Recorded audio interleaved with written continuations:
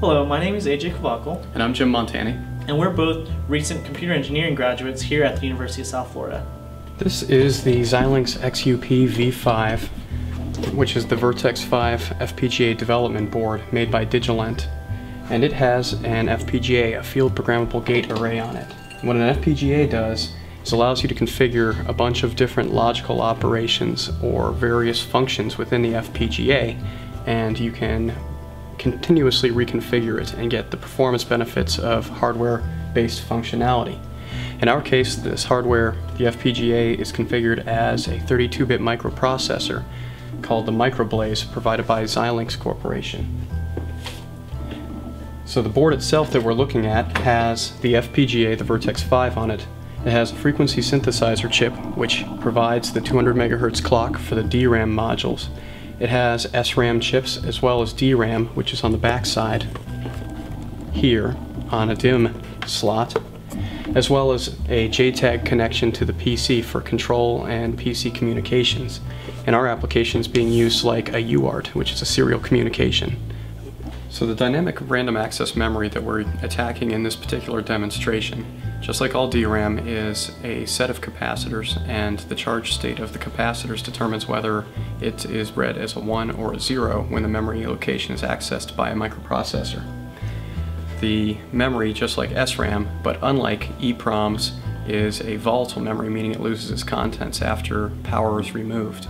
So the demonstration that we're going to do is showing the effects of temperature changes on our ability to read back memory after the power's been removed from this volatile memory. So the way that this works, the capacitors that create each cell on the memory discharge and decay their value over time, and as they decay, their memory contents become indeterminate. It'll be a 1 or a 0, but you can't really tell which it's going to be. So what we're looking to do is keep that decay rate very low so that we could power cycle it and recover the memory contents.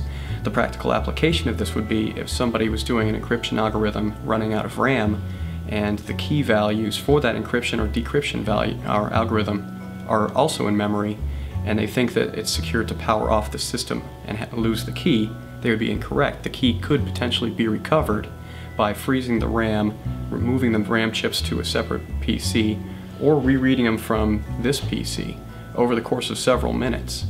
So it's not an immediate erasure.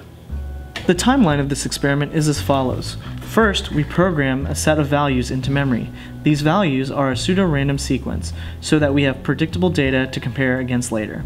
Next, we freeze the memory prior to power cycling. Once the memory has been cooled to -5 degrees Fahrenheit, the power is cycled and the FPGA is configured. Coolant is continuously applied until the FPGA has been configured. The final step is to perform a readback and comparison of the memory contents against the expected values. The comparison shows a significant increase in memory recovery compared to the same experiment tested in a lab control condition at ambient temperatures. The readback comparison is the most complex part of the code, but still very straightforward. The software reads back every address from the memory range. For each address, a comparison is done against expected values. If the observed value at that address matches the expected, the counter is incremented. The counter tells us what percentage of memory reads were a perfect match. For any non-matching address, the word is shifted 1 bit at a time. The number of single-bit errors is accumulated across the entire memory range. For a baseline, the memory that is written and read back without power cycling has a 100% match. At lab ambient temperatures, or room temperature, there are typically no more than 100 addresses out of 4 million that have a perfect match. When cooled, typical values were 200,000 to 300,000 matching addresses. More controlled processes would yield better results. As a side note, we performed the same experiment on SRAM rather than on DRAM. This did not yield improved memory recovery. We expect that lower temperature values are necessary for it to work on SRAM the way it did on DRAM. The experimental results show that our expected behavior was actually achieved. At ambient temperature, the memory chips heated up to about 114 degrees Fahrenheit, and for 3 trials we got between 2 and 3 correct addresses out of 4 million. and resulted in 10 to 14 million bit errors. When we actually cooled it to -5 degrees Fahrenheit. This was measured by using a standard household laser thermometer to get a reading from the memory chip after being cooled. So our results at -5 degrees Fahrenheit are that we suddenly were able to recover 2 million correct addresses with a drastically reduced number of bit errors for all three of our trials, which very conclusively says that cooling DRAM is a very feasible attack for extracting data that could have or should have been erased from volatile memory.